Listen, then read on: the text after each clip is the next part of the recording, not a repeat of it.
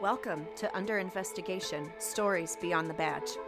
Join a seasoned detective as he steps away from the crime scene and into the lives of fascinating individuals. Through candid interviews and thought-provoking conversations, we explore the stories that shape us, covering personal struggles, triumphs, and the powerful intersections of faith, family, and life. Each episode brings unique perspectives and inspiring insights from people living diverse, authentic lives. Now, let's dive into today's story. I love it. Diverse. What was it? Diverse and interesting life? Diverse and interesting life. Diverse. We're very diverse here, aren't we? Yeah, I would say so. Two white guys sitting here doing nothing. Oh, anyways. Hey, welcome back, everybody. It is another fantastic day of podcasting. It is the spring. Spring has arrived. It's like a whopping, 64, 65 degrees outside. Spring has sprung. Oh, yay. And what is it? Here. Is I it wonder when the flowers will appear. April showers bring May flowers. Yeah. It hasn't really rained a whole lot. No, it hasn't. It's supposed to rain in a couple days. Yeah.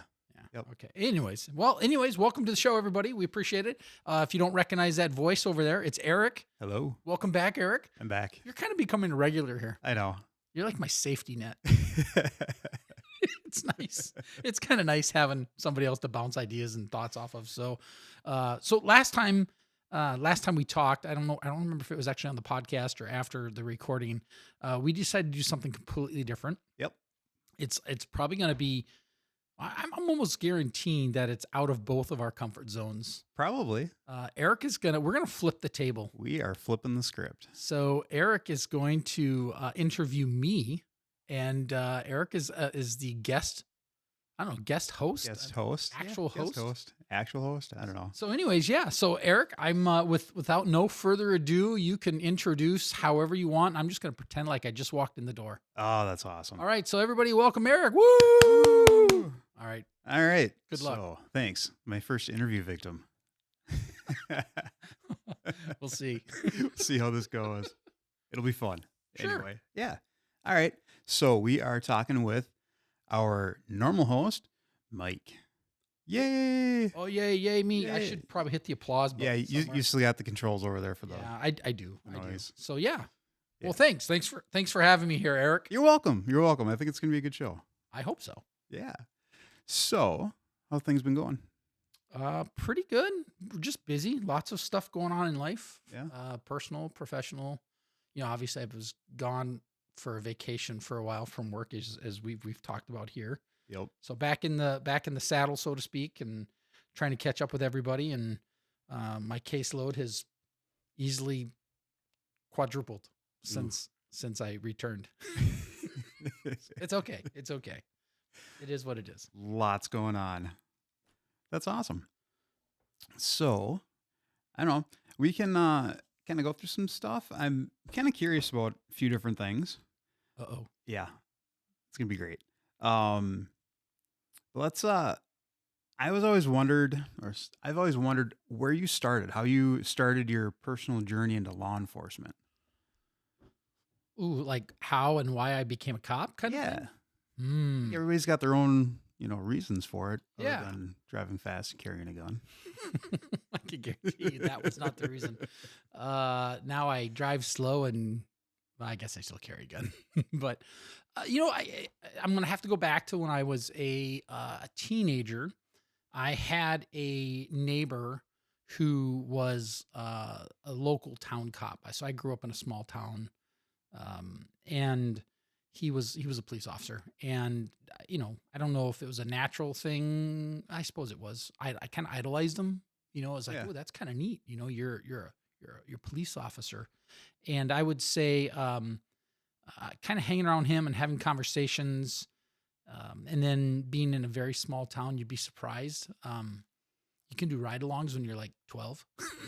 Jeez. So shout out to Tim. Tim is his name. I won't use his last name just out of privacy purposes. But so Tim was the local town cop, one of them. And So just kind of idolized him and watched what he did. And then through him, got to know some of the other local town cops. And hey, and the town that I grew up in, like if you were out past curfew, it wasn't one of those things where like you ran from the cops. you waved at them, and half the time, they'd be like, get in the back, I'll give you a ride home. I mean, it's small town America, right? Yeah. And that's kind of how I got to know some of the other police officers. So the short version, Them picking you up after curfew? well, sometimes, not always. I mean, a lot of it was just, being in a small town, everybody knew each other and hey, can I have a ride home kind of thing? Or they would offer. That's pretty cool. Or sometimes they'd just say, hey, get your butt home. It's past curfew. Yes, sir. And off we went. And I was usually on my bike. So, it's not like they threw the bike in the trunk and gave me a ride home. It was like, hey, hurry up and get home. You're out past curfew. So that's the short answer. I had a next door neighbor who was a police officer who I just kind of followed him around, I guess, a little shadow. And then really I learned that I didn't want to do a Monday through Friday job. Yeah. I didn't want to, I didn't want to work at a factory or make widgets or, and I just wasn't sure that an office life was for me, which is really ironic now that we're sitting here talking. Isn't that where you are now? Yeah, exactly. But it was, I just didn't want a normal job. I didn't, I liked the idea of not knowing what every day was going to be like. Yeah. It really wasn't, I mean, I didn't grow up in a household that was like, we were a gun family, so that wasn't really a thing. Driving fast wasn't really a thing. It really, what excited me, and I think it was probably because I had a little anti-authority in me, is I didn't want to be told what to do every single day. Yeah. And if I want to turn left, I want to turn left down the road. If I want to go right, I can go right. If I want to, you know what I mean? It was just the freedom behind that profession is really what attracted me to it. Cool. That's interesting. Nice. So as you're growing up and you're working with your neighbor and watching him do his thing, is there anything that stuck out in your head as to the moment where you're like, yes, this is what I'm going to do? Stories that he told you or how you saw him or anything like that? Boy, I don't know if there was ever a light switch moment. It was more of the more I saw, the more I was attracted to it. I mean, it was a small town, so it's not like that, they're super busy with homicides or chaos. I mean, there were often, I'd ride 6, 7, 8 hours and we'd go to no calls, Yeah. And now as I've learned, being a cop for this long, that happens in the big cities sometimes. I was gonna say that. It's not just a small town thing sometimes. Right. So it's not like I got to see a whole lot. And so there wasn't really even a lot of stories, that I could hear, but at least the influences that I had, in those local cops, and, I'll say, like Tim was a big influence, but, as I got older, another officer, his name was Paul, and again, I'll just use their first names. He was younger. He was the cooler, younger cop. Yeah. He was probably in his 20s, when he got hired in the small town that I worked in. Super friendly, and it was really just kind of the sincerity that those guys showed, when they were interacting with people. Again, I keep going back to the small town thing, but the vibe is different in a small town. It is. It's very different. When you know people on a personal level outside of your profession, you tend to treat them, I don't want to say different, but more empathetic. Yeah. Well, I think there's that compassion link there because they're more part of your life than, say a big city where you're policing, I don't know, 10,000 people in your patrol district, and you can't physically, literally have those connections with every single person. Right. Very, very true. Very true. And later on, as I grew up, I mean, I played on a softball team, and like half the police department the officers were on the team. So, I mean, like personally, we interacted all the time as well too. I mean, professionally, we rarely interacted. I think, although Tim gave me my one and only parking ticket. Once. Really? Yeah. I mean, I was a senior in high school and I parked on the wrong side of the street, like parked left side. Oh, yeah. And I came out and I had a $2 parking ticket. $2 parking ticket. And I'm like, and at first I was like, dude, you know me, you know my car. Why'd you give me? But I'm like, well, no, I deserved it. Yeah. I mean, no special treatment. I got a park. Impartial policing. Yeah. That was before it was a thing. Yeah. Or him just going, screw that guy. He's getting a ticket anyway. Yeah, well, I don't think so. It's funny though, because I never asked him about it and he never said anything. I just quickly slid the $2, in the envelope and dropped it off at the police department and called it good. Probably the best way to handle that. Yeah, I never talked. As a matter of fact, this is probably the first time I've ever talked about it. And Tim's still around, and I doubt that he's listening to my podcast, but who knows? So He'll laugh when he hears Tim, it. I remember that. Yep, I bet he does too. Shame on you. No, honestly, they were great guys. I got along with them very well, and I don't know. I guess that's probably why it was attracted. And but again, there was never a light switch moment where I felt, oh yeah, I got to do this. It was just kind of what the stuff I talked about earlier. Yeah. Kind of just how it's been, and part of you. Yeah, it wasn't a thing. Yeah, cool, very cool. Was there a moment when you were in your beginning and you were going through law enforcement and early off in your career that you decided, yes, this is definitely where I'm meant to be?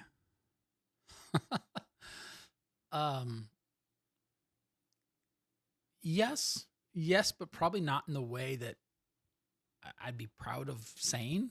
I mean, I guess what I mean by that is the first couple of months of being a police officer, it was intimidating.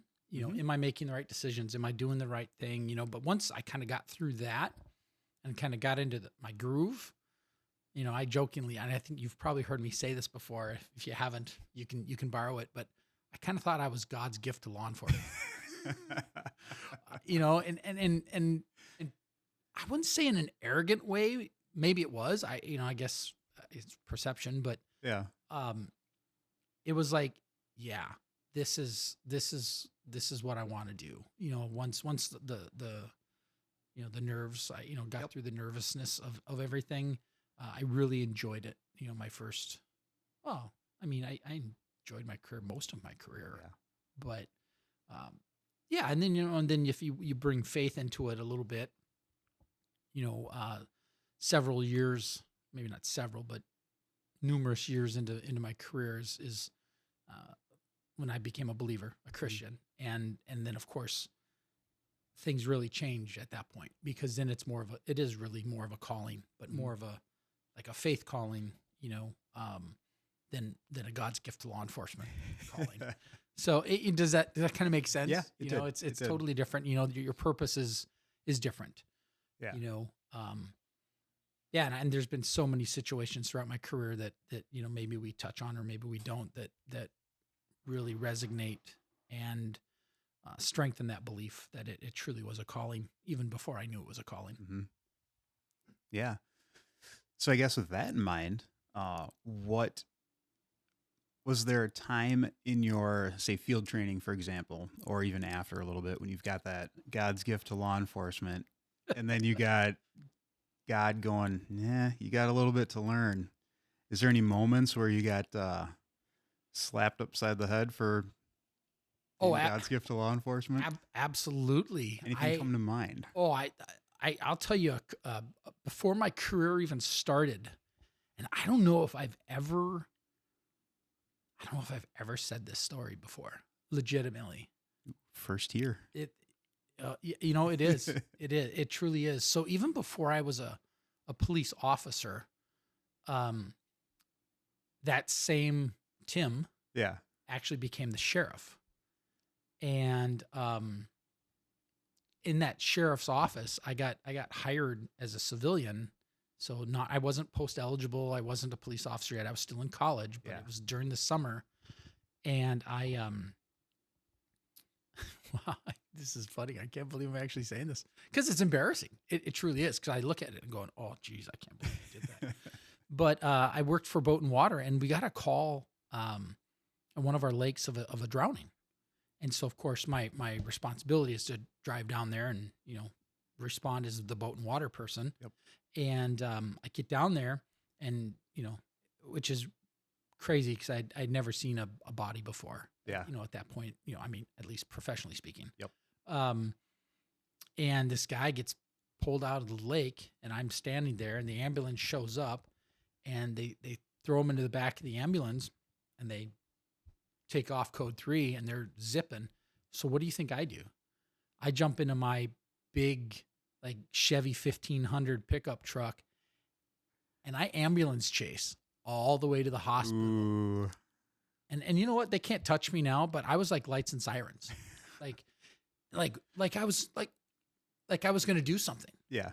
It was really, even as I said it just now, I'm like, that was really stupid. Yeah. But I was like 19 and I'm just going to say my brain hadn't completely Informed yet? I hadn't grown up, but I chased that ambulance all the way to the hospital thinking, I don't know. I don't know Stand what back, the next, Doc. I'm a first responder. yeah. It's like, I can't even tell you what the next step I was going to do. It was just the next step was to get there. Mm-hmm. And I got there and I'm like, okay, I pulled in the parking lot and now what? Then I just kind of sat there for a few minutes. And I'm like, well, there's really nothing I can do here. So I left. And I can't, well, fast forward, one of the real cops Yeah. found out what I had done. Uh-oh. And he called me to the side and he laid into me. Oh, I bet. Like he didn't like mentor me. He broke me down. And it was humiliating. Yeah. But at the same time, I earned that. Yeah. I'm like, I won't even repeat some of the things he was saying, but it was basically, what were you thinking? And I'm like, Dressed you down like a drill sergeant. I wasn't thinking. So I learned that lesson Mm-hmm. before I was even a cop, but I was still, I was kind of in the law enforcement profession at that point. And it was not good. I hated that guy for doing that to me. Yeah. I just, he humiliated me, but he was right. Yeah. Now he could have handled it a little differently. I certainly should have handled it a lot differently, Yep. but, there could have been a teachable moment there and it wasn't. And I remember this guy's name like right now off the top of my head. And, I've grown up a little, but just a little. Just a little. But yeah, that was a tough lesson learned. Yeah, I bet. And then I learned, the first couple of years into my career, I realized that law enforcement, most cops, not all, but most are very type A, Mm-hmm. and they think they're right all the time, even when they're not. Yep.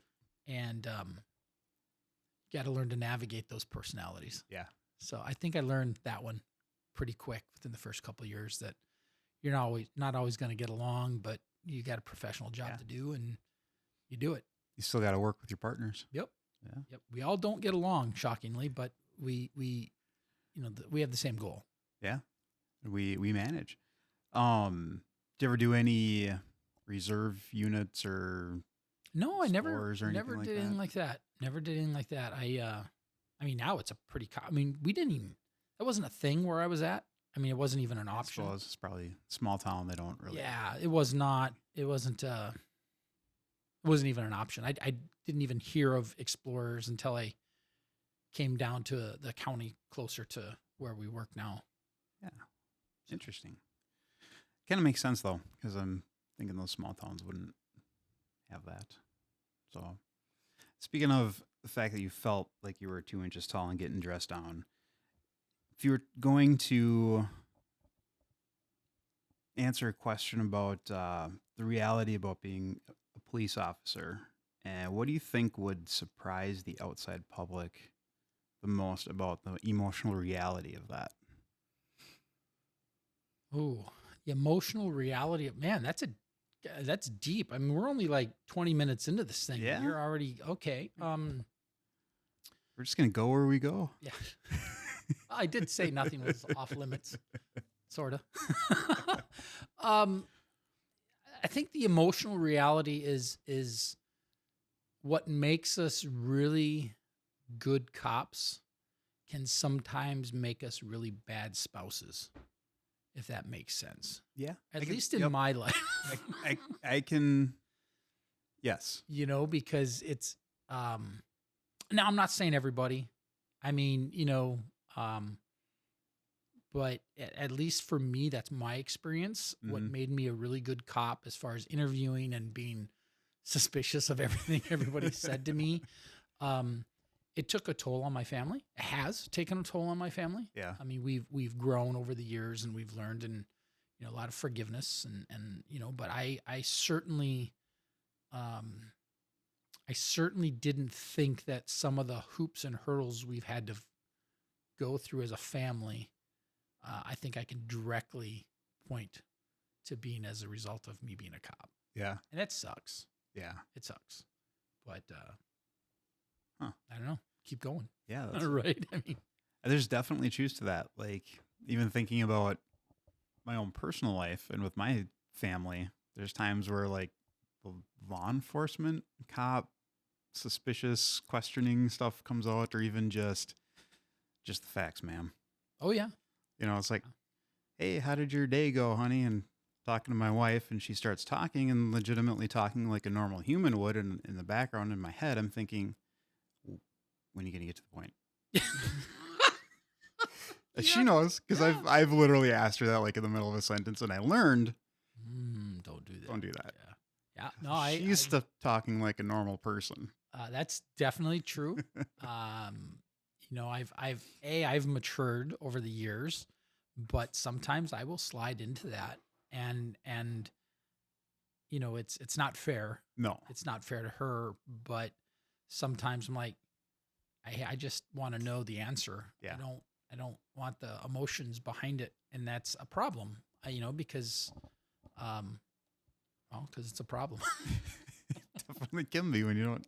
Yeah, for sure. All right. Yeah, switching a little bit of a track here.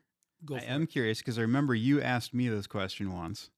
So back at you. If you could sit down and talk with one historical figure, who would it be and why? Oh, geez. Professionally or personally, or does it matter? Doesn't matter.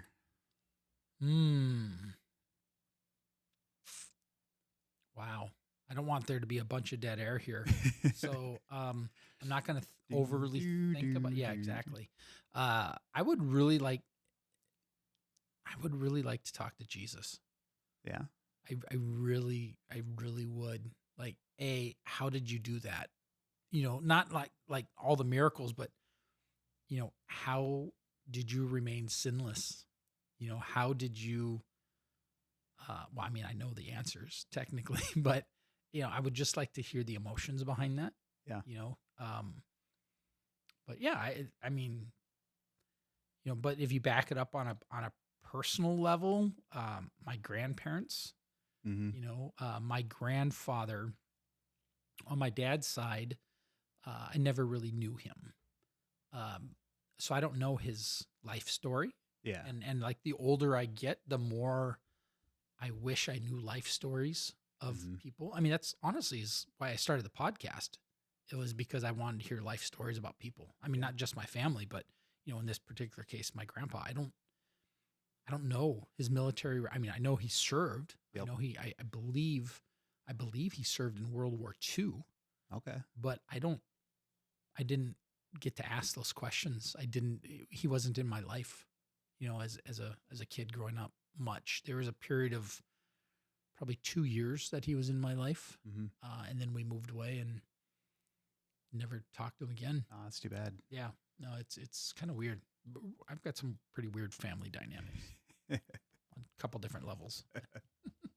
Somebody told me once, and I wish I would have taken this piece of advice when I had all my grandparents are dead now, but doing an interview with them and recording that. So you have that, you always have that. Your kids would have that. And I think I was too young to understand that at the time when that was brought up. But yeah, I feel you on that one. I've thought about that like recently with my mom. My mom, as you know, is pretty sick and stuff right now. And, but now it's just I'm talking with her, trying to talk with her more. But her voice is kind of messed up from all the treatments and stuff that she's been dealing with. But yeah, no, that would be a really cool thing to do. Yeah. So speaking of family, how does your family take you being in law enforcement when you were young and God's gift to law enforcement? What did they think about that? So my parents are typical. They're very, very proud. Yeah. My dad, he was very proud. My dad passed away about 2 years into my career. So I hadn't done a whole lot, hadn't been promoted. I hadn't, you know what I mean? I was a baby cop. Yep. Basically.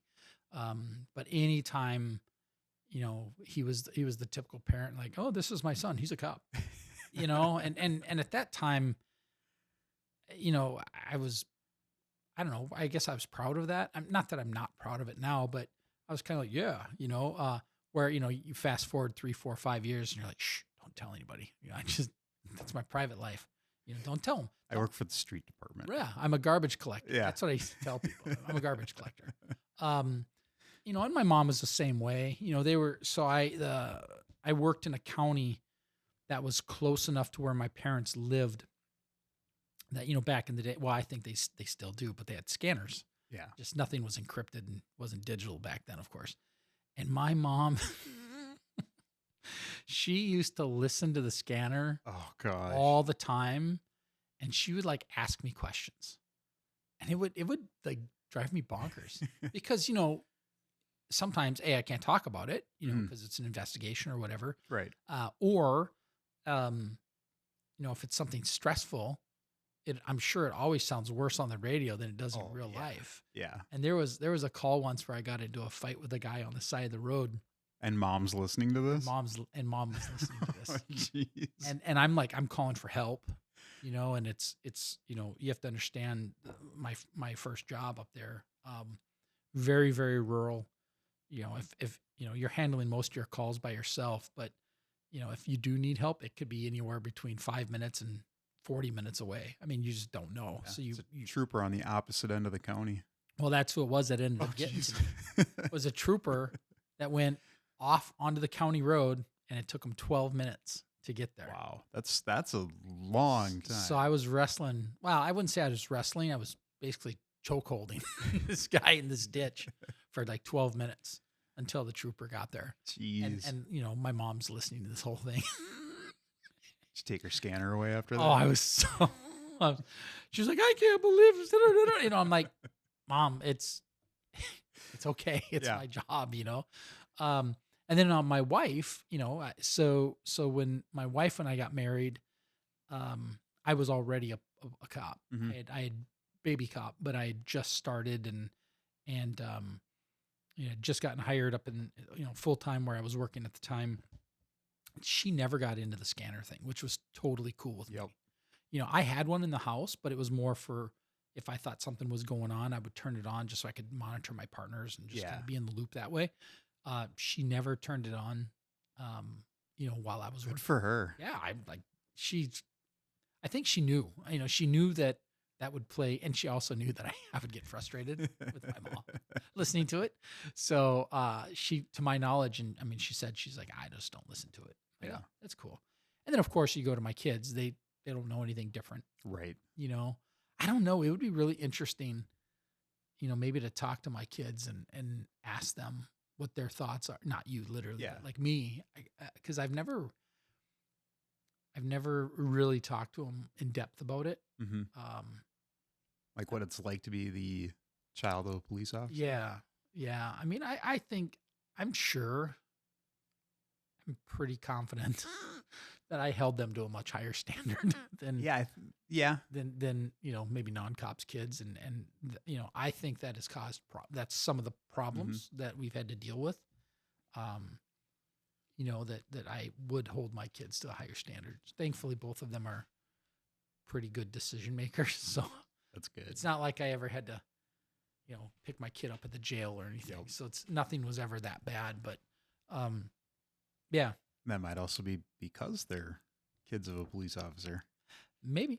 I don't know. I'm going to have to ask them. Yeah. I'll have to ask them. That'd be interesting. I know my kids heard more than once. Hey, I can always find you, so you be careful. I know people that know people. There's some truth there.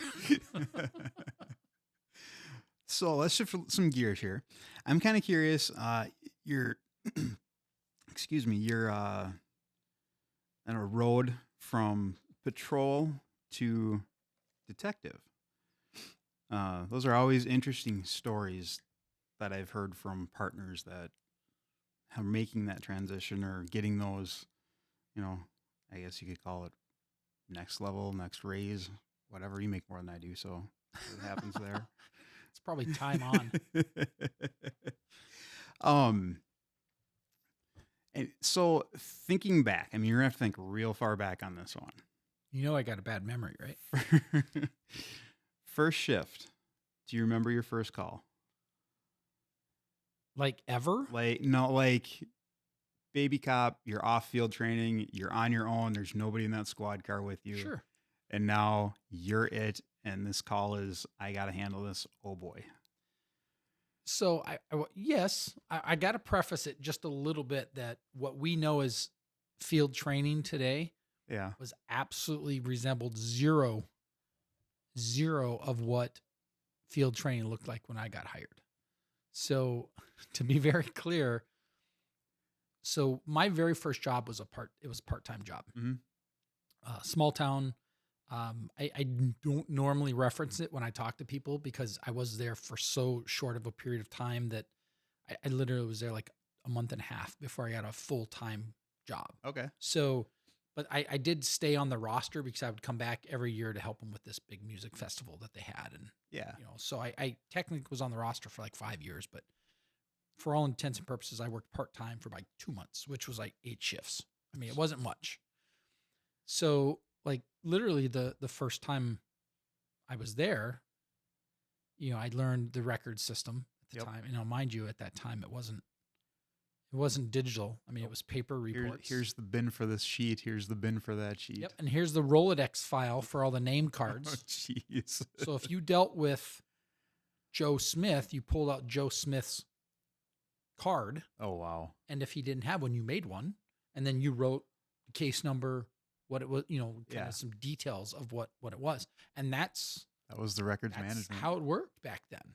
So, didn't really have much of a training period other than here's the keys, good luck. Which you're going to see a theme here because it's going to continue. Mm-hmm. So in that small town, the first call that I ever had was a semi-truck crash. Ooh. It hit a car at an intersection and I had no idea what to do. I'm like, okay, think. I need a tow truck. Yeah. I mean, it literally was that kind of stuff. And it wasn't a big chaotic crash. It was just, semi-truck hit the car. Yeah. Had to write a report, get the names, and so it was pretty uneventful. Mm-hmm. So yeah, I'd like to tell you it was some big sexy call, but it truly wasn't. But that was my very first call as a police officer. And then the very first time I arrested somebody was also in that town. And that was really interesting as well because I had no idea. I'm like, I couldn't even remember where the jail was. Oh, boy. I know it's in this other city because the small town was not the county seat and the jail wasn't there. I'm like, okay, I know how to get to the town. But really, and we didn't have GPS. Yeah. We didn't have anything like that. You had to know. I think I circled around a couple times like, oh, there's the jail. Again, the back seat's going, take a left. Yeah, because you've probably been there before. So again, and I was 21. So here I am, a baby. Yep. In our world, we call those baby cops. Yeah. When you're that young, that new, that young. And it was bizarre. It was just a weird feeling that like I'm taking somebody's freedom away from them, and I'm just a kid. Yeah. So, but yeah, that was that. But then you fast forward to where I'll say what we would be more accustomed to as a full-time job. My job there, really, my training wasn't a whole lot different. It was, I remember when I first got there, I was told to come pick up my squad because we had take-home cars, take-home squad. So I got all my equipment, drove it home. And then the very first day I drove and I met my supervisor at a predetermined location, and I jumped in with him. We rode around. He basically gave me a tour, and then we went to the sheriff's office and filled out some paperwork, kind of did the typical, what we call admin week. Yeah. Did it all in like admin hour, signed, got officially sworn in. And it was just like really things that take days, if not weeks now. It was like hours. Jeez. And so did that the first day. And then the second day I was teamed up with one of my other partners, another deputy, kind of rode around with him. I don't remember doing a whole lot there. Third day, I did the same thing with another deputy. So another partner of mine rode with them. I think that's when I made my first arrest there. Okay. It was a warrant. And then on the fourth day, I was told to drive around myself, learn the roads, and if you had any questions, call. I had a bag phone, cell phone back in the day. And I remember those. And I've got a picture. I was just looking at this picture a couple of days ago going, oh my goodness, if things changed. But I had a bag phone, and I was told, do not take any calls. Simply drive around for 10 hours and just get to know the area better. Wow. And that was it. And then the next day I was on my own. Here's your gun. Here's your car. Well, I already had the gun. I had the keys already. I had, it was, you fast forward it and you just think of what, training looks like today. Oh my gosh. And I know you're a training officer. So different. Yep. I was a training officer. I mean, it's just a lot different. Yeah, it is. So I can imagine how much I screwed up the first 6 months I was there. Just, unintentionally not. Well, yeah. I'm sure I violated people's rights left and right. You don't know what you don't know. Well, it is what it is. So I'm sorry.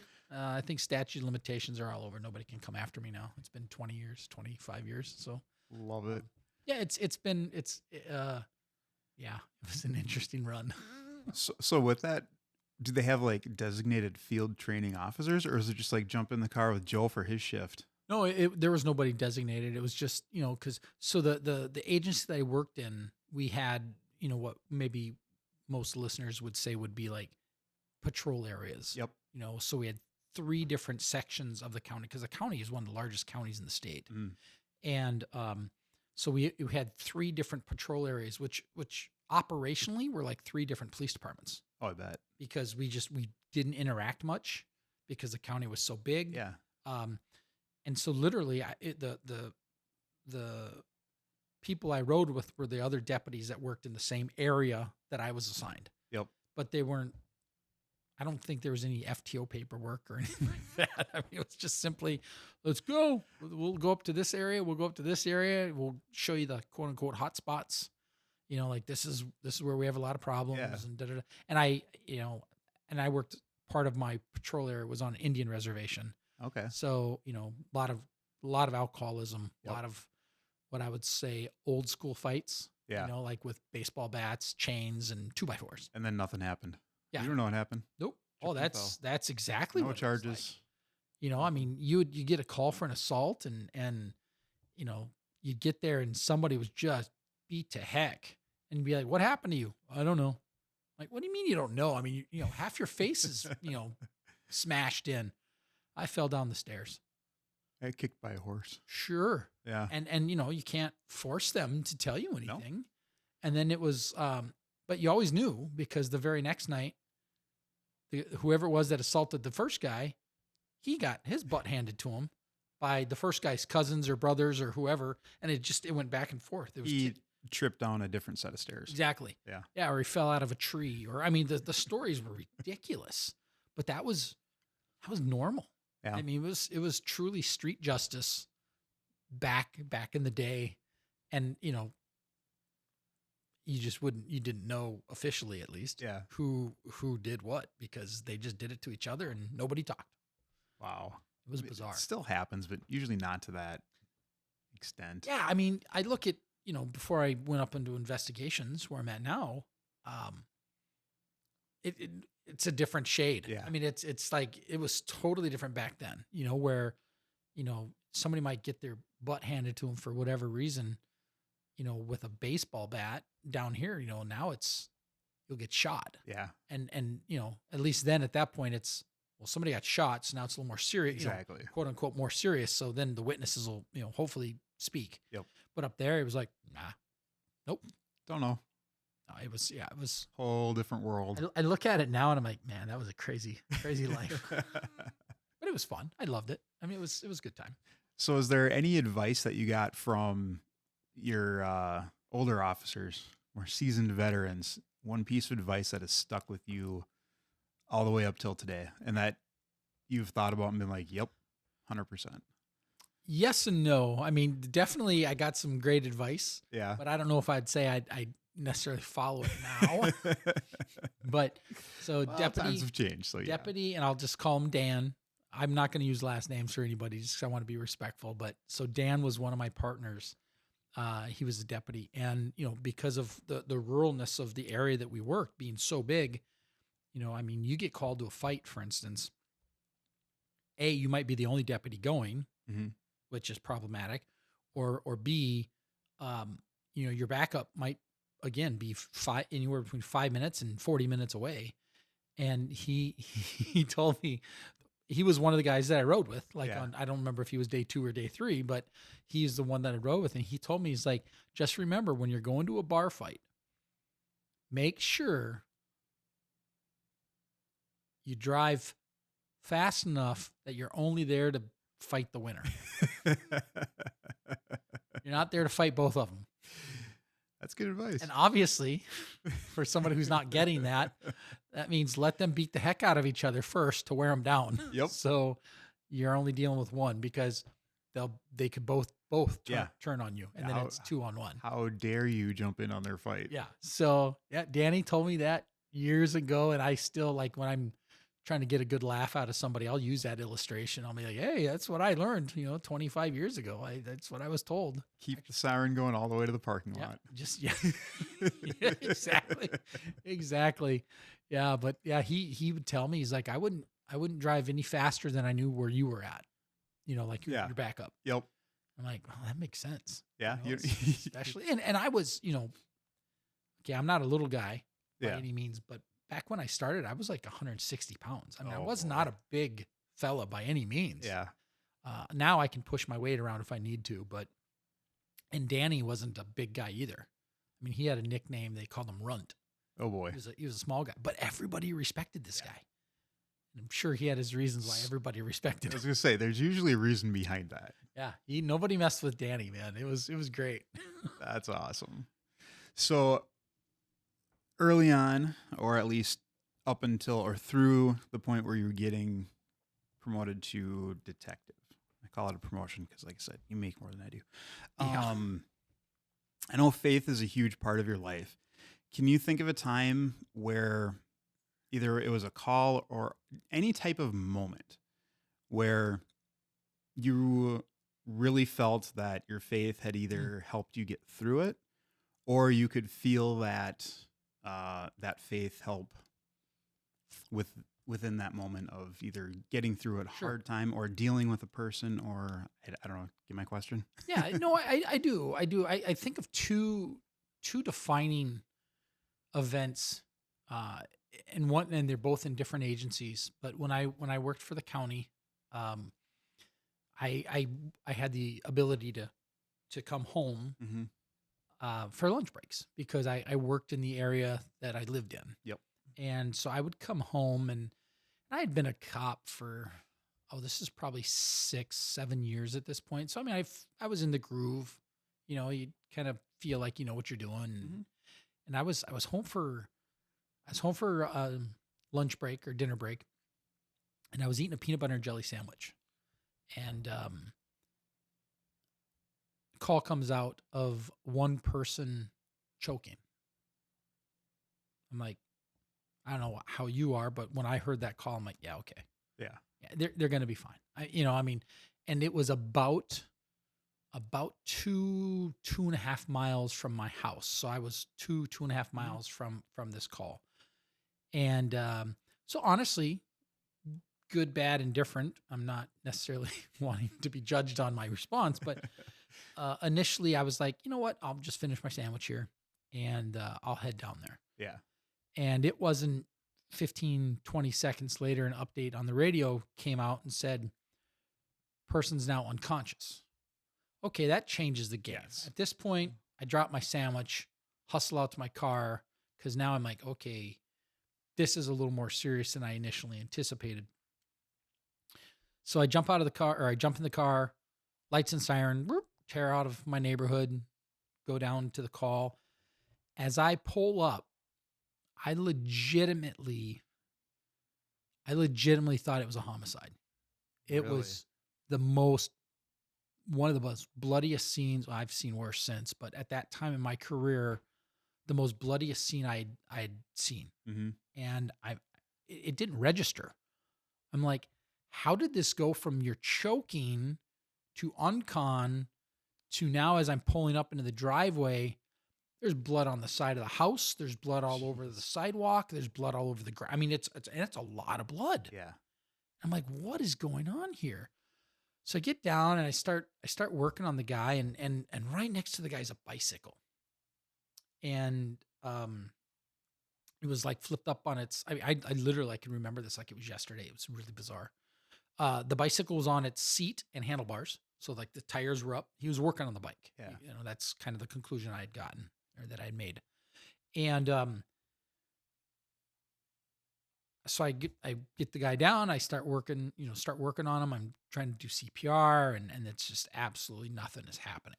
You know, and ambulance gets there, and I did the AED. You know, which of course, as we know now, trauma. You're not gonna, AED is worthless. Doesn't do anything. So work the guy. End up, long story short, paramedics get there. They call him. Mm-hmm. So he's DOA now at this point. So now I call the medical examiner, which in the county I was working at the time, it's a funeral home. They contract out. They come out and pick up the body, and if the medical examiner wants the body, they'll take it to the ME's office. Gotcha. But it's a funeral. It's a contract. And so I call the ME's office, and they're going to send out their team, and I for some reason I felt like I had to pray for this guy. And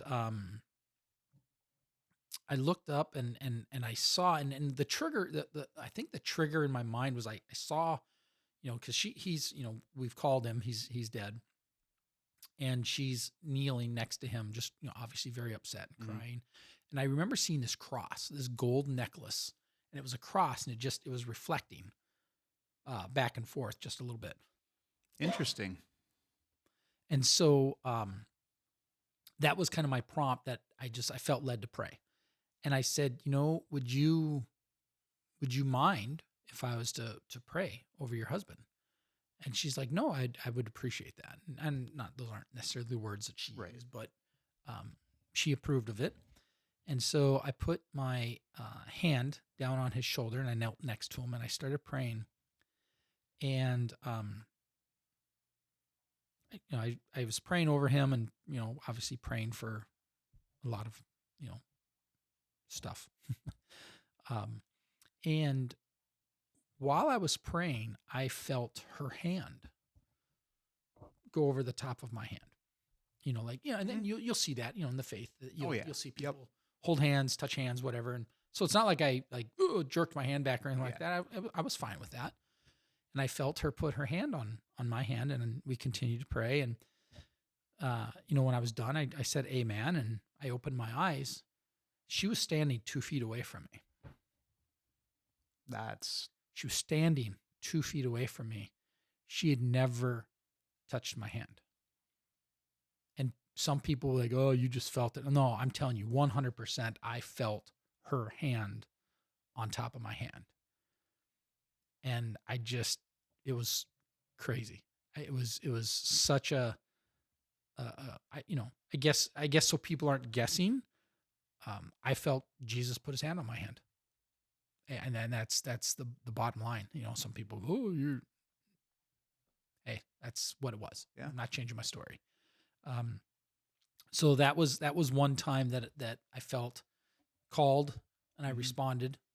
Um, and yeah, that was. I'm sorry, I'm just kind of I'm reliving this thing in my head, and I actually wrote it down. I jotted it down. That's cool. I wrote the story down because it was so impactful at that time. I mean, again, this is 22, 23 years ago. Yeah. I mean, it was a while ago. I mean, just moments like that are powerful, though. You know, that's crazy. Yeah, I mean, it definitely gives you. It gives you the chills, first of all, but it makes you feel like you're in the right place at the Yeah. right time. And there's been times, other calls throughout my career, but probably the another one that was very impactful was, and you know this, and I gotta be very careful just because it's still somewhat new, but the homicide a few years back that we had, and I've remained friends with the family ever since, but um, we had this homicide where we work, and I don't want to be overly vague, but I kind of have to, Yeah. so I apologize for that, but it, the short version is when the call came out and we all responded as investigators. This guy had been shot and killed by an unknown. We had no idea who it was, and in our world, we use the term solvability factors, and we had absolutely no solvability factors.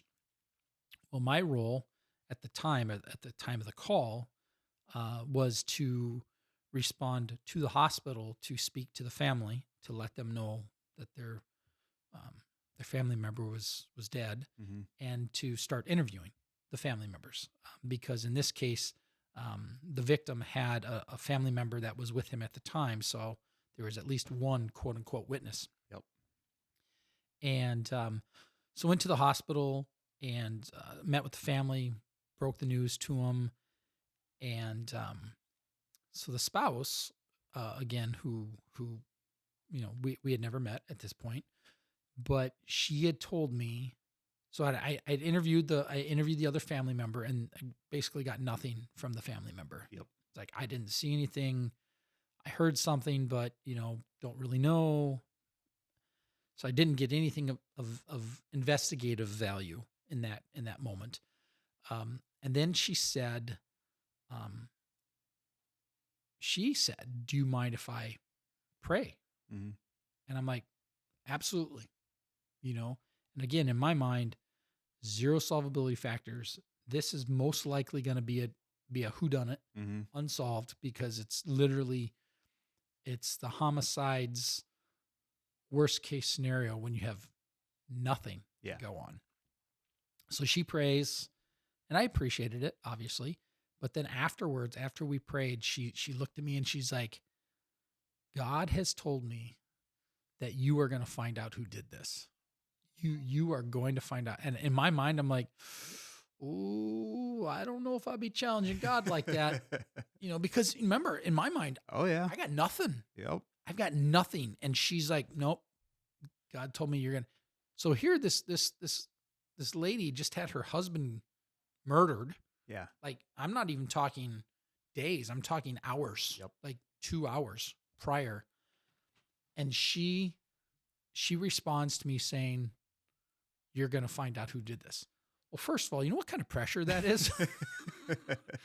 And, and worse, in the back of my mind, I'm like, we're not going to solve this case.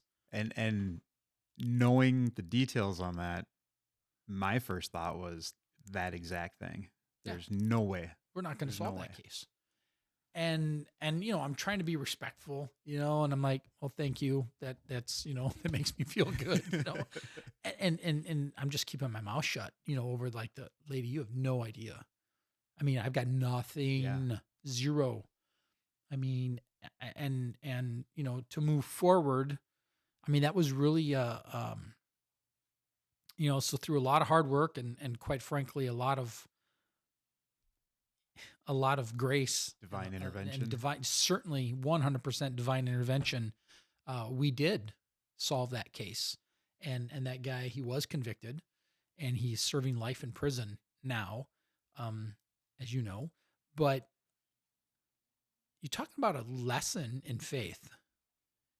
How, for me, and this is, for this incident, it was like, well, she was teaching me lessons from day one about, being faithful Yeah. but, the overall picture is like, don't think that when you're down and out, that you're actually down and out, because Lord can do anything. Yep. And for me, and I'm the first one to tell you, I'm kind of a roughneck. I mean, I don't have the greatest vocabulary at times. I get excited sometimes, and the old Mike comes out where I say things, if I swear or something, I'm like, oh, it's not something I realize that doesn't show well on somebody who's a Christian. I get that, but it was just, that whole thing is just, it was a big lesson on being faithful. And again, for me, I've had people ask me, well, is it hard being a cop who's a Christian? And I kind of go the other way, and I'm like, I don't know if I could be a cop without being a Christian. Yeah. Because of, I'm able to understand that I don't have to understand everything. Right. Is there chaos in our job? Absolutely. Absolutely. Do bad people get away with bad things? Yep, absolutely. But that's not my judgment. Yep. Exactly. And I'm glad through this process of being a cop that I was able to figure that out, because I certainly wouldn't be the person I am today. Mm-hmm. I would probably be more burned out than I am. So, yeah. So those are probably the two biggest impactful things. I mean, there's been things over the years that, you walk into, a domestic, Yep. And you're having a conversation with somebody, and, it was really weird walking in domestic and giving somebody marriage advice when you're 21. That's a whole nother thing. But, walking in, and if you see something, I'm not one to push my faith Yep. at work. That's not necessarily, but if there's an invitation there, I certainly would accept it. And those invitations for me were like, you'd see a cross on the wall, or you'd see a Bible on the the countertop, or the TV stand or whatever. And if I would see those things, and it's a domestic, I'm like, hey, did you ever read? Did you ever read that book? Did you open that thing up once in a while? Yeah, I mean, and so it would spur on conversation. Now, if they pushed back and rejected, okay, I know not to push. I mean, that's not my role at work.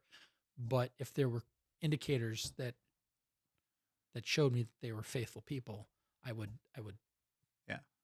talk that.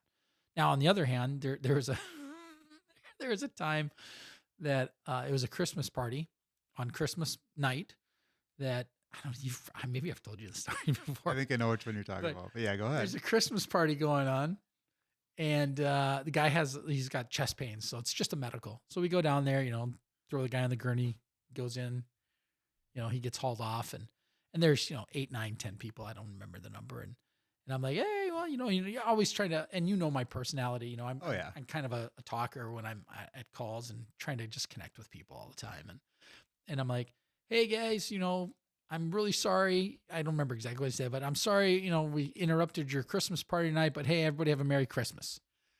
And this guy stops and he looks at me, and he just like real deadpan, kind of looks mad. And he's like, he points, and there's the old candle stand. Oh. And he's like, Oh boy. What is that? Menorah, right? Menorah. Yep. And there's a menorah there. And he's like, we're not Christian, we're Jewish.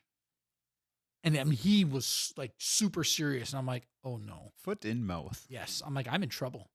I just stepped in right into the middle of it. Dear Chief, no one was more surprised than I. Exactly. And so I start apologizing, like, I'm really sorry. I shouldn't have assumed that, because I saw there was a Christmas tree in the corner. Oh yeah. I mean, granted, it was like a 2-foot Christmas tree, but there was a Christmas tree. So and it was Christmas night. So I just assumed, and that was the problem. I assumed. Oops. I assumed that they were Christians.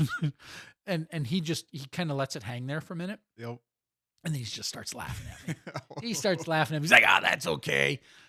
Christians, you're like our close cousins. It's all right. And I'm like, dude, that was mean. That was very mean. But the community you work in, we get some weird complaints. Yep. Like some that are like, the officer didn't use their turn signal to make a turn. Like, really? You had to go out of your way to Their make a face complaint? looked mean. Right. Yeah, they didn't look at me nicely. Like, what does that mean? So, yeah. So, I mean, there's faith stories wrapped into my career off and on, that were a little more impactful than others. But, yeah. So there, I'm sorry. I probably said so much more than I needed to. So is the Christmas tree just for like Cousin Frank or something like that? Yeah. Yeah. Because some of them were traditional Christmas folks. And they're just mixing and matching as a family. That's true love. Cool. That's cool. True love. Yeah, it was funny. And I did not see that menorah at all until, if I would have saw that, I probably wouldn't have said anything. Aren't you a trained observer? Well, some days are better than others. That's true. That's so true. So, yeah.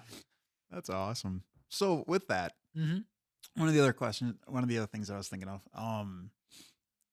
is there, through your patrol career, I think patrol from beginning to before you went up to the Ivory Tower, from beginning to end, is there a incident where you left thinking we as humanity are screwed, like totally lost faith in humanity?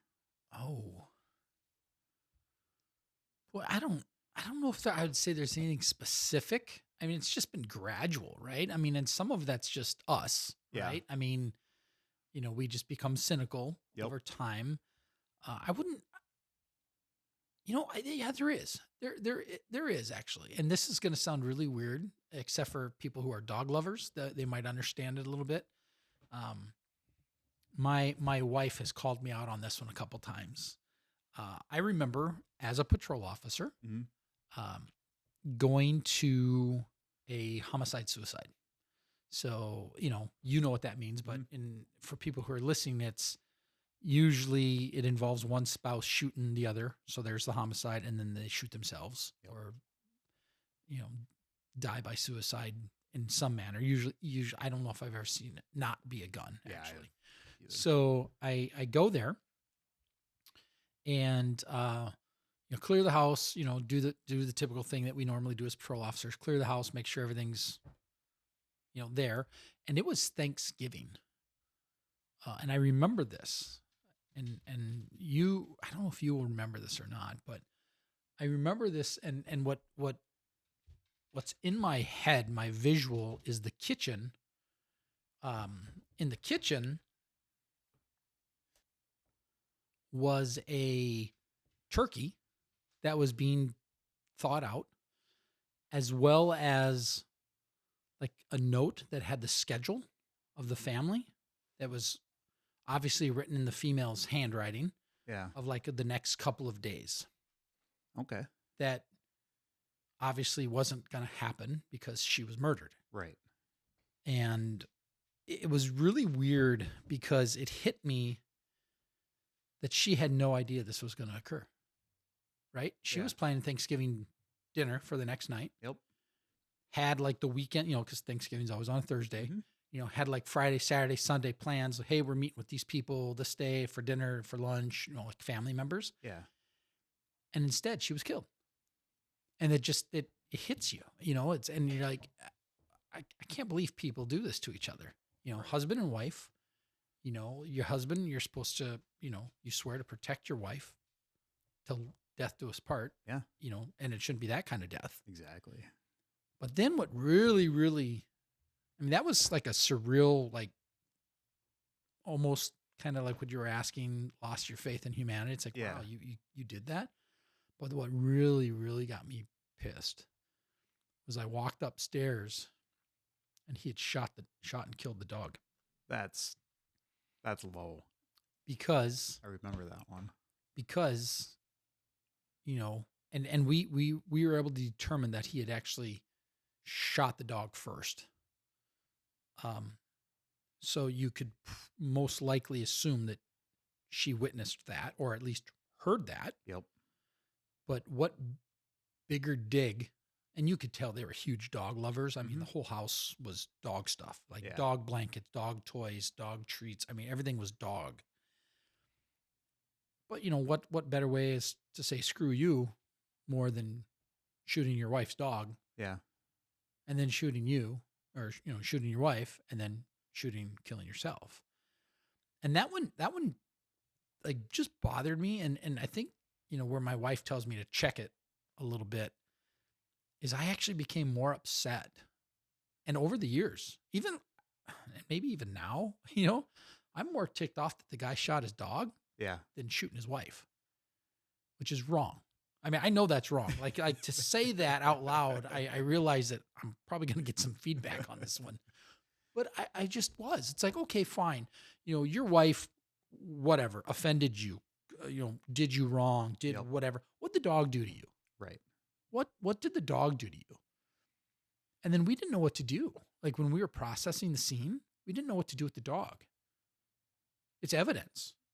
Yeah. But it's a dog. But, kind of how we have our pet, we've got a place where we can bring dogs and stuff. And like, well, where do we bring it? We have to keep it cool because it's evidence, but we don't have, this really weird thing. And then we didn't know what to do. Like, as far as how do we transport this, for all intents and purposes, it's evidence at this point. So I ended up, myself and another officer, we ended up having to lift this dog and put it in a body bag. Yeah. We didn't know what else to do with it. We were like, I don't know.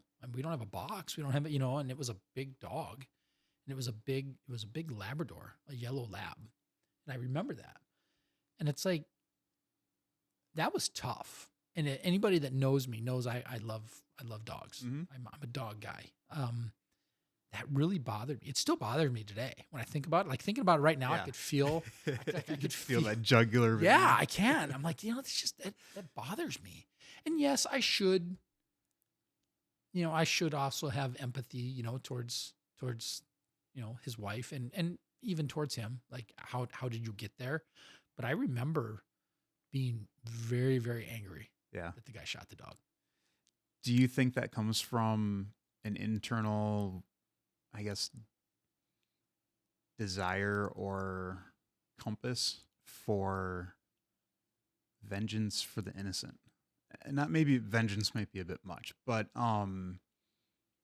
just knowing that part of our job is to help and protect the innocent, and the more innocent the person or the living being, the more it's going to bother us. It's 100%. Not that the wife wasn't innocent, but the dog, I mean, even more so. Yeah, 100% accurate. That's because like I was saying earlier, okay, you can say the wife, quote unquote, offended you, did something, right? Mm-hmm. I mean, some action or reaction or something that she consciously or maybe even unconsciously did offended him, right? I mean, there's a reason why he's mad at her. But I can't think of any kind of a reason that you would shoot the dog. Yeah. Other than just to piss her off more, to get at her, to hurt her more. Yeah. And so, yeah, absolutely. That's the only way in my mind I can justify why that bothers me so much, because the dog is quote unquote more innocent than the wife. Than the wife. Yeah. Which I realize, don't send hate mail, because I know how messed up that is. That's just how messed up this job does. Yes. You start triaging innocence. Yeah. And it's, so yeah, that was actually was a time in my career that I just like, what are we doing? Yeah. As a species, as a humanity, that bothered me. Still does, as you can tell. Oh yeah. I mean, this was probably 15 years ago and I'm still mad about it. Nice. So when you got off that night, what'd you do? How did you process that? Because there's so much stuff that we process on this job that people don't realize we're still human. Yeah. I got to go home and be a husband. Most likely, I stuffed it. I can't tell you what I did. I really don't remember. So one thing that I've learned, early on, right? You try to share everything with your spouse. Mm-hmm. Well, then I learned sharing everything with my spouse wasn't a good idea because I don't need her to be traumatized Right. as much as Secondary me. trauma or whatever they Right. call it. Yeah. And then you kind of ebb and flow and you're like, okay, what do I share? I Mhm. don't know if she knows that dog story to the Really? depth of what I've said. Yeah, I think she does because I think I was pretty angry about it for a Mhm. while.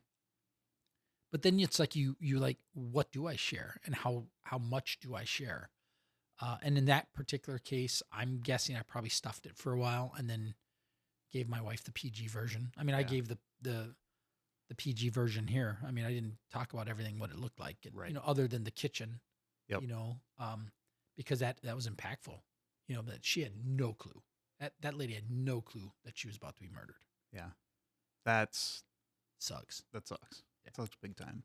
So I know one of the things that happens with my relationship, even though we're talking about you, No, that's good. You're impacted too, buddy. I know. every once in a while, my wife will ask, "How'd your day go?" And it's usually, fine. Just another day. Not, whatever. And then 2 weeks later, I'll go into some story about what happened that day. And she goes, "Do you remember that time that I asked how your day went and you said everything was fine?" This is an hour later, like, conversation, 3 weeks after the event. Like, have you ever had anything like that? Or are you pretty, Boy, I'm trying to think. So I guess so my wife is really good at like listening. Mhm. If I need to dump, she's there. Yeah. She may even squirm a little bit. I try, even when I'm dumping, I try to PG it. Yes. I mean, and it's literally because you and I know, I mean, we don't have to talk about it. We know the weird, warped, completely unnatural things that we see Yep. on a very regular basis. Whether it's death or trauma, it's usually something like that, Yep. or certainly unnatural death. Even natural deaths are ugly sometimes. Yeah. I mean, we know that. So I try to be careful with what I share, but it's a balance, right? I mean, what do I share? I don't want to share too much where I'm hurting her, Right. but I also know just through life experience that I sometimes have to dump it. Yeah. But that's where we, as cops, that's why when you see cops together at a gas station at 2:00 in the morning, they're decompressing. Yeah. Normally. Yes. It's usually they're talking about work because we don't like to dump at home. So if it's a normal day, and a normal day for me can include death. Oh, absolutely. Can include whatever. I generally, I don't use the word fine because that's like a red flag Mhm. that no, it's not fine. But I'll just say, yeah, it was a long day, or it was a shitty day. Yeah. I might say that. My wife doesn't push. She doesn't want to make me talk if I'm not ready to talk. Right. But if I start talking, she'll listen. So I mean, she's That's great. cool. She's great that way. That's cool. But for me, it's like, especially over the years, it's like, well, what do I share? I mean, what actually does affect me? That maybe it didn't affect me this way 10 years ago, 15, Right. 20 years ago. Yeah. I could tell you my meter now, I'm probably so desensitized that, it's bad. There's a lot. My favorite question is always, so can you tell me about the, coolest death scene you've ever seen? And I often want to tell those people, do me a favor. Think about the most traumatic event in your life. Talk to me about that, would you? Oh, It's like, yeah. come on. Yeah. So, I mean, and I definitely, I have those moments. oh yeah. I mean, at our current employer, I don't, it's not, I guess my measurement is different now, but Yeah. I think earlier when I worked for the sheriff's office, some of the things that I did there, I tell the story of, I probably shouldn't. If you have kids in the room, you should probably tell them to leave. But what I do is I remember I went to a death scene once, and working for the county, you pack your lunch, right? And I went to a death scene, and it was an older guy, normal, very natural death. Just he was kind of in his lazy boy chair and just passed away watching the news or doing whatever. And I get there and I do the normal, call the medical examiner. They're sending somebody out. It's going to be 45 minutes to an hour. Yeah. Well, I was hungry. And so seems very normal to me until I've told the story a few times and people are like, you did what? I went out to my car, grabbed my Igloo cooler, came back in. He was in a lazy boy. I sat in the couch next to him. I took the remote control out of his hands, turned the TV, changed the channel because it was actually already on. Yeah. So I took the remote out of his hands, changed the channel, grabbed my sandwich, and started eating my sandwich. And I finished my sandwich by the time they had me. So I mean, in my mind, I was being efficient. Yeah. And people look at me, and you're looking at me like that right now too. Like you are. Actually, correct. it wasn't so much eating lunch with the guy. I was taking the remote out of his I hand. wanted to change the channel. Well, maybe he was enjoying what was on. I don't think he cared. But I mean, my wife squirms when I tell that story because I'm like, yeah, that's kind of twisted. It's twisted. Sorry, It's but that's the reality of this job. I mean, it changes you. You end up having lunch with your dead guy. Yeah, I mean, he didn't complain. So, switching gears again. Yeah, we probably need to before I get in deep trouble. I'm gonna fix this. Other side of the coin. Yes, sir. All of your time in patrol. We'll even go into investigations. Is there a time where you go, humanity's worth it? This is why I do what I do. This is a good place to be. Oh, well, there's definitely been times. So this is going to sound like a complete lie based off of what I just said. But one of the strengths that I think I bring to the table, especially, when I was on patrol and everything was, emotional, when things would occur. One thing that I've been able to do pretty well is connect with family members and, show that compassion or show that empathy, when, like one thing that actually never bothered me. And I know it really makes some officers really nervous is like doing death notifications. I'm not going to say I looked forward to them because that's completely not accurate, but I didn't avoid them. Yep. Like you and I, we both know that there are coworkers of ours that are like, oh, hey, you want to take this, Erik? Because I don't want to. Oh, yeah. And that's fine because if you're not comfortable doing it, they're going to know that. Exactly. And so I would, hey, you want me to take that for you? Oh, yeah, that'd be great. So I have this ability to connect with people in their worst moments because I just consider those their worst moments most of the time.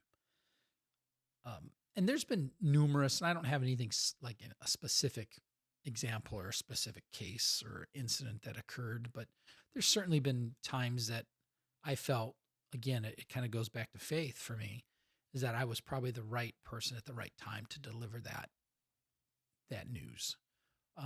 Whether it's I've been able to pray with them or quite honestly pray for them and them not even know because they don't have to know, right? I mean, they don't have to know.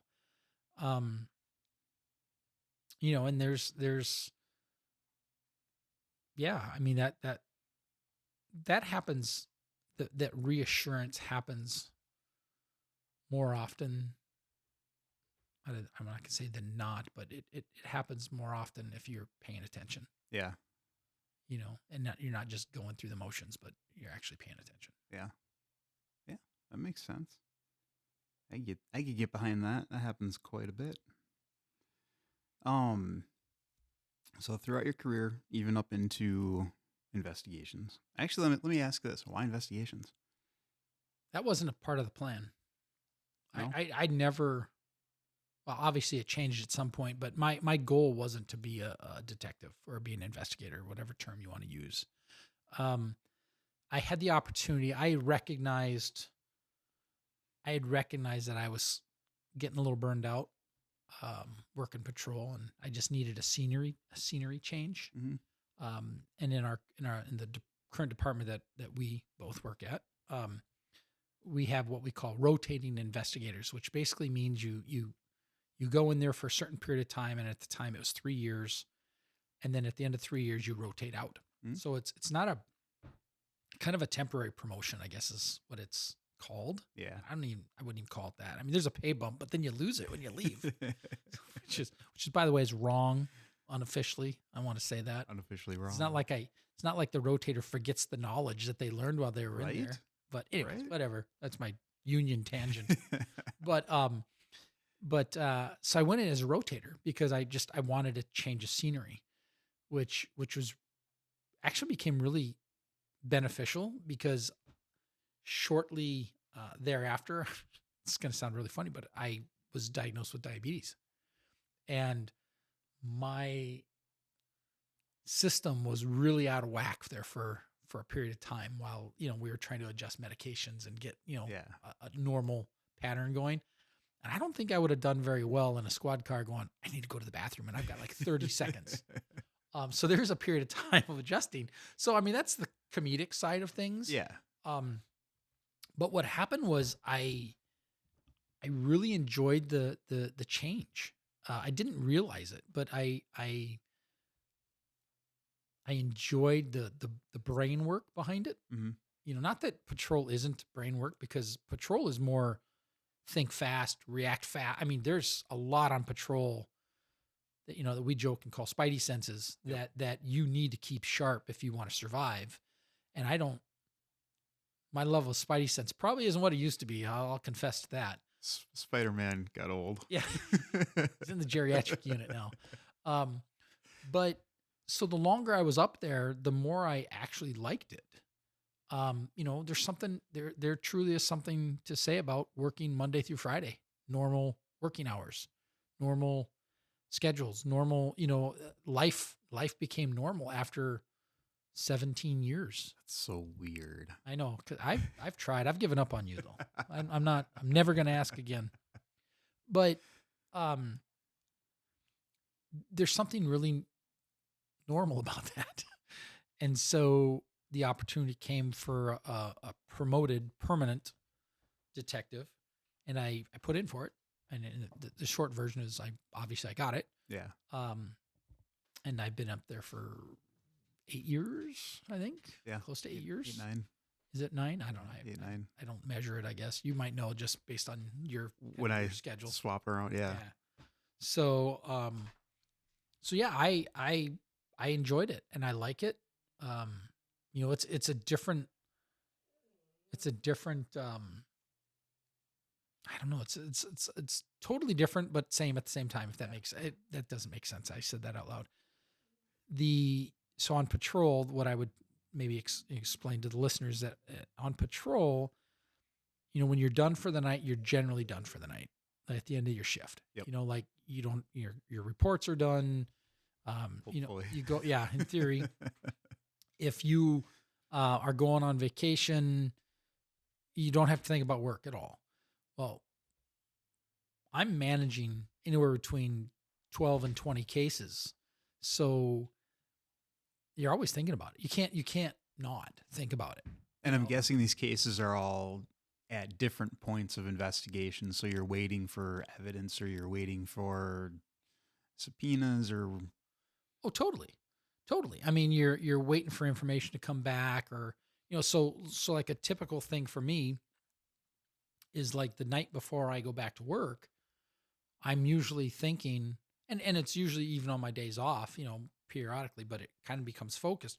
Okay, what do I need to do tomorrow when I get back to work? I need to do this with this case, and got to call this person. I got to file this search warrant. I got to, you're always thinking about all your different cases. So you never get away from it, because like even with my back surgery and me being gone for a significant period of time, I still had cases sitting there. Yeah.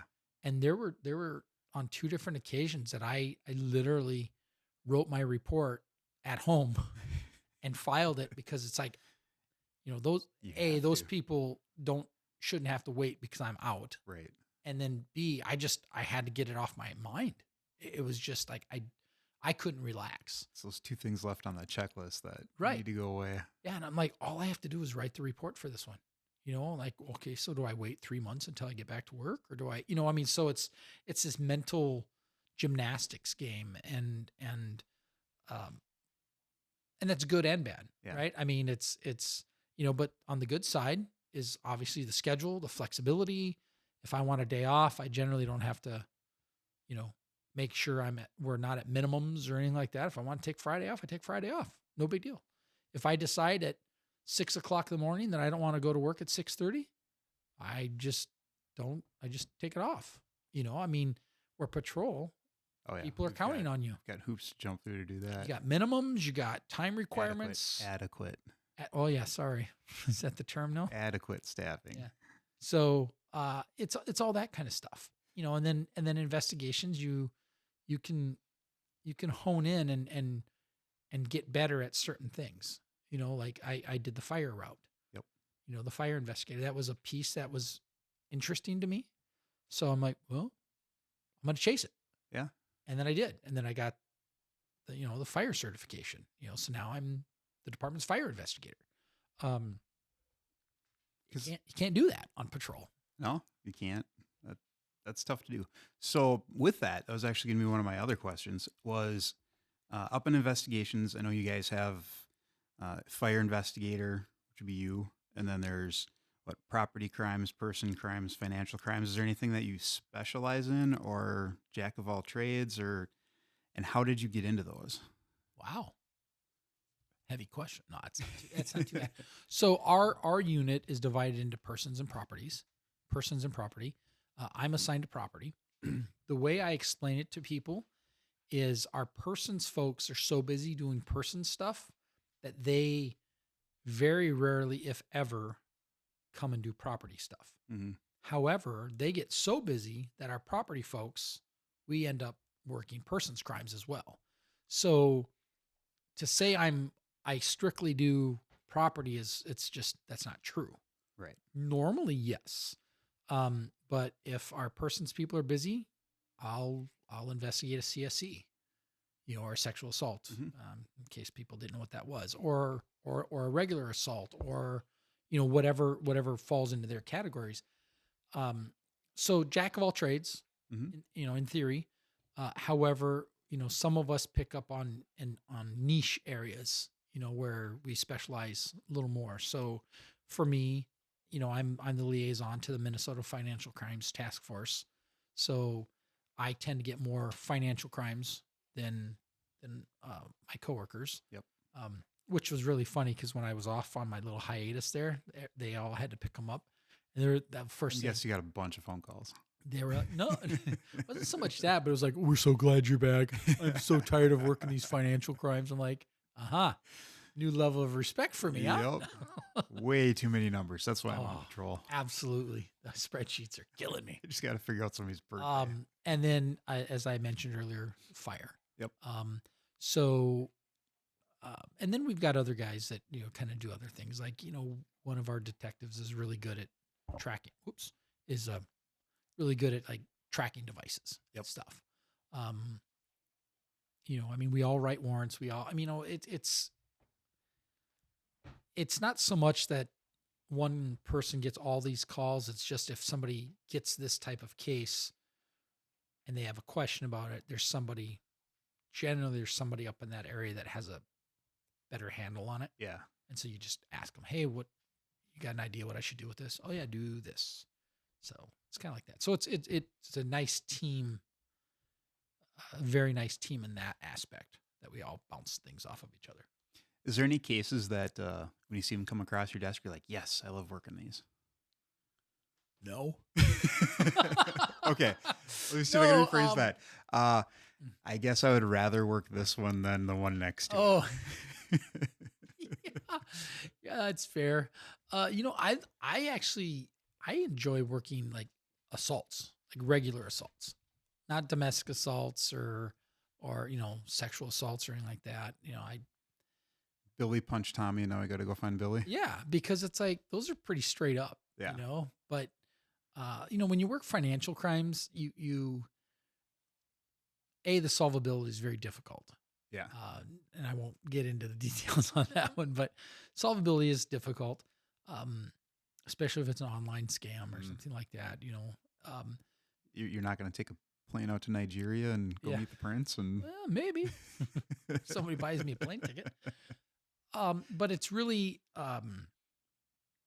when there's a true, you can see the victim. Mm-hmm. Every case has a victim, of course, but like when you really know you're helping them out, yeah, those, you tend to like, I do anyways, tend to like those calls a little more.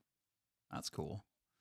Has there been any calls or cases that you've worked, because we're up in investigation, cases that you've worked that you knew started to affect you? And how did you handle that? Like, as you're working, you could tell your emotions or personalities changing because you're dealing with this, or your wife says, "Hey, what gives?" Yeah, I think when I think back, so I lost my dad many years ago. So he passed away in 99. Died of a heart attack. He was 56. So young guy. Little early to die that young. And I was 23-ish at that time when he passed away. And I remember one of the first calls, it wasn't the first, but it was like my first day or two coming back as a deputy, that I responded to cardiac arrest. Mm. So, and mind you, I'm literally 48 hours from my dad's funeral. Come back, get a call. I hustle into this house. This guy, I think he was in his mid 40s. And the first thing I see is his wife and his two kids standing in the living room. And of course, it was chaos. Mom's crying, trying to shuttle the boys. And the boys I think they were like 12 and 14 or something like that, young kids. That's tough. And they're trying to she's trying to shuttle the kids out of the main room where dad was at. And so I just jump in there and I, do what I normally do, do CPR, AED, the normal, medical stuff that we are trained to do. And end up calling him once the paramedics got there. And, so I did the typical, tell the spouse, tell the wife that he's passed away, and offer my condolences and do everything that we all do, the professional person that we are. And I walk out to my squad car and I sit down, and all of a sudden it hit me about what those two boys were starting to go through that I had just gone through. Mm-hmm. I mean, and I was 20, in my 20s. Yeah. And this is, two kids that are, at best, young teenagers. And I really hurt for them. I mean, and of course I'm still hurting from my own dad's death, but I'm back to work. And I lost it, dude. I sobbed and sobbed. I didn't cry much when my dad died. Mm-hmm. I don't know if I took the official role of being the stoic one of the family or not. Maybe I did unofficially. I didn't cry a whole lot. Very few times when he passed away, but I lost it that night or that afternoon. I couldn't drive. I mean, I was just sobbing so hard. Mm-hmm. I probably needed that before that call. Probably. Yeah. But that call was certainly the trigger for me. And then, I mean, there's been, there's cases that you see, right? I mean, that bother you, that certainly affect you, whether you realize it at the time or not. Mm. I go back to that call with the dog. Yep. That messed me up. Should have. Yeah, probably should have. Probably for a different reason. Yeah. I mean, and I've been reminded over the years that, like the lunch story, it's like, okay, that wasn't normal, and I'm like, yeah, you're right. But I I don't. Maybe my wife could answer that better. Answer that one better. I think it's just been a slow chipping away over 28 years of doing this job. But I can't think of anything overly specific. I mean, obviously, kid calls bother you, Oh yeah. especially death. Yep. Any kind of trauma, to a kid bothers me. I mean, again, but that's what we were talking earlier, that innocence thing, right? Mhm. We as adults should protect our children. That innocence slide. Yeah. Or, I mean, I've early on in my career, I had a drowning of a 6-year-old that slipped into a ditch mhm. and couldn't get out of the ditch, drowned in front of Oof. his sibling. I think the kid was 6, and I think the witness, the other child, was like, I think 10. Oh, Couldn't man. do anything. There's nothing they could do about it. Helpless. Kid slipped in and drowned. And that was in the sheriff's office up north when I worked up there. And you get there and pull them out, and it's You do your job, but it's still. yeah, you kind of put this work mode. Mhm. You get into this work mode, and you do what you got to do because you have to do it and get through it. And you sometimes allow yourself to think about it later, and most of the time you don't. Or At you least- can't, especially if you're, like when you were a deputy or on the street or on patrol, you might just deal with a drowning, and now you're going to a domestic. Oh, And absolutely. there's no people at the domestic, they got no idea that you just pulled a kid out of a. I remember when I worked patrol, obviously my speed is a lot different now, but I mean, I remember going Not in such a hurry to get there anymore. I remember going to calls, like a DOA or something like that. And, something really traumatic, suicide. I mean, suicides suck. Yeah. Right. I mean, especially if teenagers, which actually will bring me back to one, I guess that one affected me.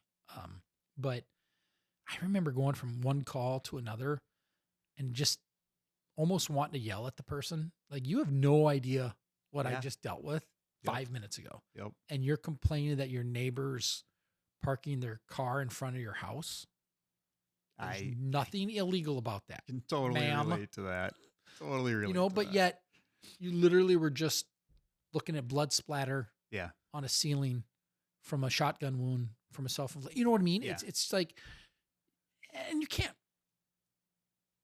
For us, it's easy to prioritize and say, like, your event is nothing compared to what I just dealt with.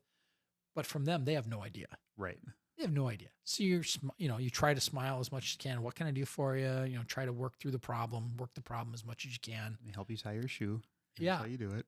Yeah. And it's bizarre, but kind of going back a little bit. And this call because you were there, the train one, Mm-hmm. that screwed me up. That the kid, he was like 14. Yep. 14 years old, jumped in front of a train, and we were there picking up pieces for Mhm. hours, and like literal pieces. And it's like, that's so abnormal, so unnatural. Oh, hey, Erik, here's a shoe. Yeah. Oh, hey, Erik, here's a hand. It's just, there was nothing normal about that. And then dealing with the family at the time, the dad he blamed us, which Yep. is, I remember I got called in from home and I came in shorts. And I showed up in shorts because, the call came out and I'm like, I gotta go. got to get in. Yep. I didn't go home and change into, something else. And he was so focused on the fact that I was so unprofessional because I was wearing shorts, and he was F-bombing me and da-da-da-da-da and just screaming at me. And I get it. He's, He's processing his trauma. exactly, Yeah. so I'm trying to be decent about it, but I'm like, dude, I literally just gave up being with my family to come deal with this mess. Mm-hmm. Again, not that I'm going to say that to him, but I'm Right. like, you really? And you're screaming at me because I'm wearing shorts? Yeah. Okay. Yeah. So yeah, if that's how you want your day, then fine. But I mean, that sucked. That was a terrible call. That involved the school, that involved the trains, and I had never dealt with a train collision before. And I remember talking to you about that because of your family. Yep. I'm like, I don't know, geez, I didn't know they could do that. I mean, I remember asking for the video of the train so I could, see the collision. Yeah. And he's like, yeah, you can't have that. I'm like, what do you mean I can't have that? Can't have it. I'm the cops. Fine, I'll get a warrant. He's like, go ahead. You're still not going to get it. Still not going to give it to you. No. Like, what? So yeah, well, no, we'll let you see it, but you can't have a copy of it. Like, what? Yeah, that was so. I mean, that call messed me up. Of course, and then there's security footage of that, and that was not good at all. But yeah, that's one of the things. I guess kind of a side note: the railroaders, basically their own country. They can pretty much do whatever they want. Oh yeah. Oh, absolutely. You have no authority on a train. I was like, I mean, the guy was he was respectful about it. Yeah. But I'm kind of doing my normal thing. Like, okay, if you don't want to give it to me, I'll just get a search warrant. Not a big deal on my end. And the guy's like, yeah, we won't. We won't respond to it. Like, what do you mean? Nope. Like, yeah, we don't have to. No. I'm like, what do you mean? He's like, yeah, we're the railroad. Yeah, so, but anyways, that's a whole side tangent. But the point being, it's just like he didn't tell you to get off his train. Yeah, he didn't do that, thankfully. But but that call, 14-year-old boy, mm-hmm. he was bullied, and that's what drove him to that. And he was getting a lot of heat from people at school, and but to process that whole scene, how do I come home and tell my family, because I get called out from home, and how do I, how was your afternoon? Well, I spent 2.5 hours picking up body parts. That's not something that most of us tend to. How do you do that? Yeah, you don't. You simply stuff it. Yep. But or it was a rough day, and you just leave it at that. Yeah, absolutely. Mm. Absolutely. Have you found through dealing with wife and kids, what's a big deal to us is different than what's a big deal to, say, people that don't do this job, such as my wife might get mad because there's a shoe where it shouldn't be. And my thought is, yeah, but nobody's dead or bleeding. So why is this a big deal? It's okay. Yeah. We're going to get through this. Both. And what I mean by both is, yeah, I mean, I could see people around me get fired up, and I'm kind of like, yeah, okay, whatever, look, okay, somebody just fell down the stairs and they broke their ankle. Like, yeah, I'll be there in a minute. I mean, yeah, but on the other sandwich first. But on the other end, I've seen areas that I get more worked up than my family. Interesting. And like some of those would be like decision making. Yes. Like be home by this time. Well, what's the big deal? Because I've been on 5 fatalities that involve DWI that they were all after 10 p.m. Yep. So no, I really, you know what I mean? It's, but that's the bias, right? That we have because of our experiences, or, hey, drive this way because of this. Yep. Well, they don't realize that, I've seen X amount of cases that this has been a factor, and that's why I'm speaking that way. Yep. But they're like, dude, relax. Yeah, it's overkill. No, it's not overkill. I'm telling you, Yeah. But that has caused problems with my kids. I know it has. Mm-hmm. We've talked about some, and I'm sure there's a lot that have been unspoken. Oh yeah. But that, it's never because I wanted to hurt them or be mean to them or anything. It's like that. It's just all that garbage that we've seen that you can't forget it. So it of course influences. Comes out in different ways. Yeah. Yeah. Cool. So we'll switch gears here again. Go up to 5th gear, 6th gear, whatever this is. Sure. Okay. Favorite movie, show, or book that actually portrays the emotional complexity that detectives deal with? None. Nothing. I saw it on TV, so it must be true. Well, I can't tell you one that's accurate. Cops. Yeah, that's about it. But even that's not super accurate because they'll make it look so busy, and for that 30 minutes, it's like, that took them a month to film that kind of stuff. Exactly. That stuff doesn't happen all the and time. it never shows them sitting in the car doing 2 hours worth of report. Right. Yeah. They never show that part of it. No, I don't think there's anything that's like real, like that, I tear movies apart when I watch them. My wife, she'll shoot me that look.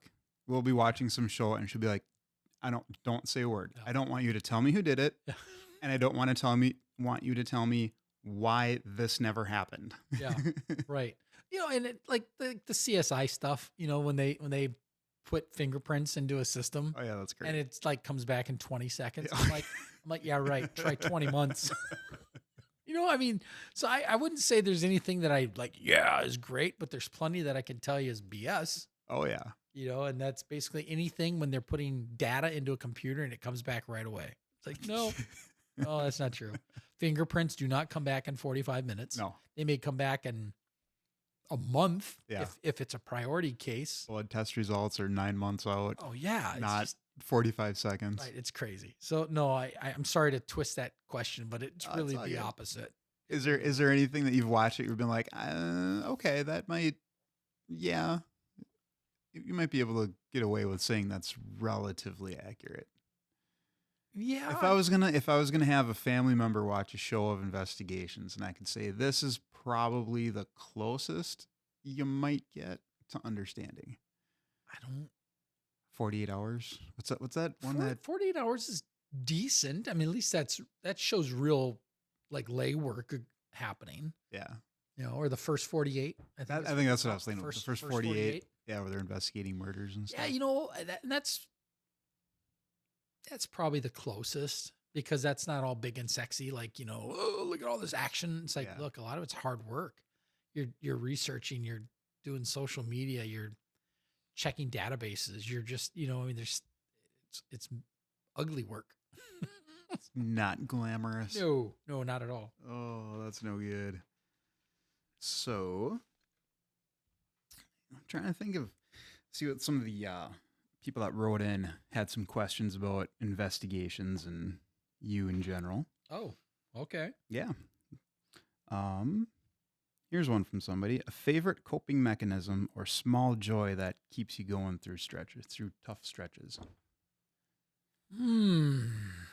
Well, for me, coffee. That's a necessity. Bang. You're not on patrol anymore. Yeah, no coffee. So I drink coffee. That's a investigative requirement. But I actually keep sugar-free Red Bull in my fridge. Oh. And that's for like call outs. Yeah. At 2 a.m. when I'm like in the middle of sleeping and I need to stay up. Yep. I absolutely, and they're not a show sponsor, so I don't care. But I absolutely hate the taste of Red Bull. Hate it. But it works. And at 2 a.m, I just pinch my nose and chug it because if I need to wake up, I need to wake up. But besides that, I mean, if you're looking at long term, like just getting away, I like to just go out into the woods. I mean, the older I get, the quieter I like it. Yep. Oh yeah. Just get away, go visit, just go up north, go somewhere, just get out of the house. My wife and I, we like to people watch. So we'll go down to the Mall of America. Oh, that's a great spot. And just we'll get a coffee. Yep. I'll tell you what, there's a certain coffee shop that might be called Caribou that we'll get a coffee and we'll just sit down and we'll just watch people and we'll have conversations. Like we'll pretend we're the couple or the two people and they're like, we'll make up their conversation. Whatever they're talking about. Oh yeah. And it's really entertaining. Maybe weird, but entertaining. That's awesome. Yeah. So, I mean, I play video games once in a while. Yeah. More than once in a while. It's not terrible. I used to play a lot more than I do now. Yeah, there's a few. But I've settled down over the years. But that's a coping mechanism. I started doing it because when I worked nights, that's how I stayed up on my nights off. it's really easy to jump on and play a video game for 2 hours, and next thing you know, it's 1:00 in the morning. You're like, yeah, great. Yeah. I can go to bed. Yep. Not so much now. I'm in bed by 9. It's probably getting harder to see that ammo count on the bottom of the screen. Yeah, it is. Might need a bigger TV. Yeah, I'm old. Oh, that's cool. So, kind of reflecting and looking back on things throughout your career, what has been a hard-earned lesson about trauma, grief, that you wish you would have been able to talk to the cop who is God's gift to law enforcement? Oh, that's a heavy question, legitimately, because there's a lot. I think a first one is realizing that this job, whether you want it or not want it, it is going to change you. There's absolutely no way you can see, smell, and deal with the stuff that we deal with and it not affect you. Like you said earlier, we're human. Mm-hmm. How you manage that is important. If you stuff it and block it out, it's going to ruin a lot of relationships. Mm-hmm. But if you overshare, it's going to ruin a lot of relationships. So you have to find that spot.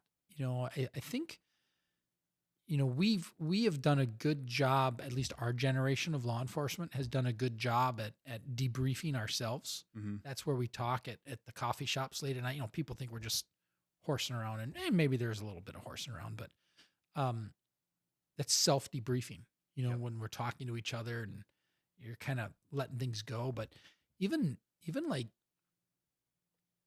I would even suggest, just for maintenance purposes, therapy. Mm-hmm. I mean, I have gone to therapy before. I mean, I'm not going now. I mean, it's not, it's more situational, it seems, but is not shy away from people wanting to help, whether it's a therapist or friends or, and for me, it's be careful with alcohol. Mm. I don't drink, I don't drink, but Yep. I've seen bad things happen with alcohol because it's a natural coping mechanism. Yeah. And it's dangerous. I mean, when it gets to a certain point. There's also that the flip of that coin is exercise. I've Mhm. heard over exercising is also dangerous as a coping mechanism too. Yeah. So just balance. I'm probably not in that situation. I'd probably exercise a little more. Oh, that's awesome. Favorite color? Blue. Cool. So if you were to end your interview and you wanted to pass on to the listeners any sage words of wisdom, what would they be? Any final thoughts? Anything you can...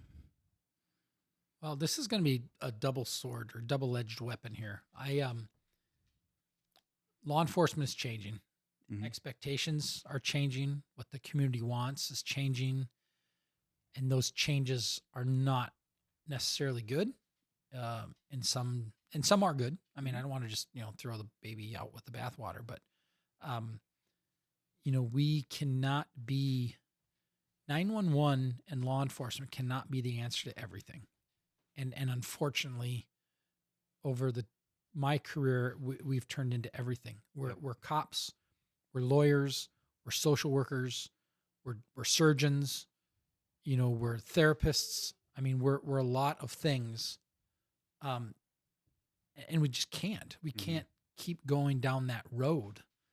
I don't know what the answer is necessarily, but we can't keep going down the road we're going down because, I mean, we're seeing burnout left and right. Yep. I mean, it's tough. It's a very tough career profession right now. The other side of that coin is we need people to step up. Mm-hmm. We need good people. It's easy to criticize. It's not so easy to step up and get involved. So instead of ripping on the cops about you should have done this, you should have given a warning shot, or you should have de-escalated, or you should have done, whatever it is, how about instead of crying about it, you step up and do it yourself? Yep. Because we need people. Mm-hmm. We're short. you and I both know we're short a lot right now. Yep. Lots of overtime, lots of problems, which causes more issues. Yep. But that's what I would tell them. You know, I mean, it sounds like I'm a Debbie Downer. I'm not. What I'm saying is we need good people to step up and help, because, you know, this profession, and I'm not trying to sound cheeky, but this profession is noble. Yeah. We need noble people to step up, because, you know, I'm going to be old someday, sooner than later. And we need that next generation. You know, I mean, you're a field training officer. Oh yeah. You know, you're seeing what we're getting, and we need good people. Yep. So I guess that's it. I'm not super big words of wisdom guy, but that's what I would say. Cool. Well, thanks for joining me on the show and answering the questions that I had and telling us a little bit about yourself. So what'd you think being on the other end? It's interesting. All right. Well, thanks. It was definitely weird having to come up with answers. Yeah. Usually it's easy to ask the questions. It's hard to Sometimes answer. It's weird having to come up with questions. Yeah. All right. All right, everybody. Well, thanks a lot. We'll till we see you next time. Enjoy. Thanks for tuning in to Under Investigation. We hope you enjoyed today's episode. If you want to dive deeper or stay updated on everything we're working on, check out our Facebook page at www.facebook.com/weareunderinvestigation. We'd also love to hear from you. Got questions, feedback, or a story to share? You can text or call us at 763-634-1210. Your input helps shape the show, so don't be shy. Until next time, stay curious, stay questioning, and keep investigating.